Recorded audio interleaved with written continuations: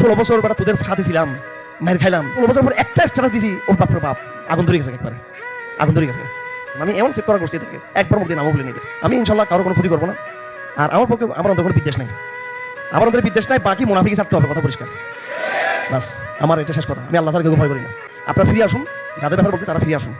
এইসব পথগুলো ভুল পথ, এই পথ ইসলামে কোনোদিন বিজয় হবে না। তওবা করেন, তওবা না করা পর্যন্ত ইচ্ছা ছাড়বো না। যেটা করে ফেলছেন এটা এই অপরাধ কোনো ক্ষমা হবে না, সরি না বলা পর্যন্ত এটা কোনো। ইমানদারদের সাথে চলতে ভয় লাগে, ইমানদার সাথে চললে জঙ্গি বলবে, কিন্তু হিন্দুর সাথে চললে কোনো সমস্যা নেই।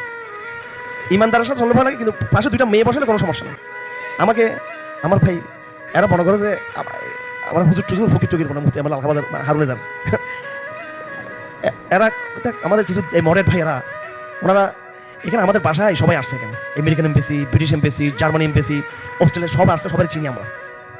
আজকে আপনাকে আমি একটা কথা বলতে চাই, যাই আমি আমার নাম নিব না, আমার আত্মীয় প্রাণ একবার আমার বাবার পরেই যারা আছে, আমার বাবা চাচা এরপরেই যারা আমার আপন এক গোষ্ঠী যারা, ওনাদের সাথে আমেরিকার সাথে এরকম সম্পর্ক। এবং আমাদের বাড়িতে আপনারা জানেন ওখানে একটা প্রতিষ্ঠান আছে, সেটা আমেরিকান এমবেসির মাধ্যমে এটা প্রতিষ্ঠানটা ওখানে আছে। তো ফ্যামিলির একটা অংশকে তারা এইভাবে সাপোর্ট দিচ্ছে, আর একটা অংশকে তারা জঙ্গি মনে করতেছে। সুতরাং ফ্যামিলির ওই সমস্ত লোকদেরকে ব্যবহার করে আমি চাইলে আমেরিকার সাথে ভালো সম্পর্ক করতে পারি না। আমি আমার ঘটনা করতে আমার বাড়িতে হচ্ছে এগুলো, এবং গ্রামে একমাত্র বাড়ি যেখানে আমেরিকান এমবেসি আসা যাওয়া করে আমাদের বাড়িতে। তো আমরা তো চাইলে অনেক বেশি ডেভেলপ করতে, আমাদের পারিবারিক ঐতিহ্য আমাদের সেরকম। গতকালকে বিদেশ থেকে আমাদের এক বোন ফোন করছে, ওনার আমি নামটা বললে আপনার ক্লিক করে তাকে বের করে দিতে পারবেন, শুধু আমি নামটা বলতেছি না। আমি ক্লিক করলে তাকে ঠাস করে তার ভিডিও সব তুলে আসবে, এখানে তার বিশাল সাংবাদিকতা সব তুলে আসবে। উনি আমাকে ফোন করছে, ফোন করে বলতেছে আপনি একটু আসেন, এই একটু সাক্ষাৎকার দিতে হবে নারী কমিশন সম্পর্কে। আমি বললাম যে এখানে কে কে থাকবে এখানে। তো উনি বললো নারী কমিশনের এই সমস্ত দুষ্টগুলো আর কি, ডক্টর ইউনূসের পাশে দাঁড়াইছে, এনজিও এর মধ্যে থাকবে একটা দুটো।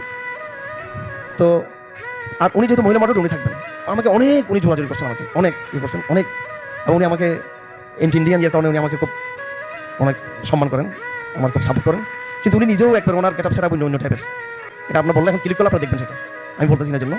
কারণ এই সমস্ত বোনরা একটা আশা করি একটা সময় মতো তারাও নেকাব হেজাবের মধ্যে আসবে, এই জন্য আমি তাদের নাম বলে ক্রিটিসাইজ করে এদেরকে আমি হেদায়েতের পথকে বন্ধ করতে চাই না।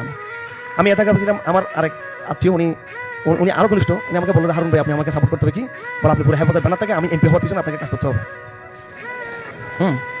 তারপরে আর ওনার কিছু অবদান আছে আমার উপরে, আমি যখন ভিতরে ছিলাম অনেক বেশি কষ্ট করছে।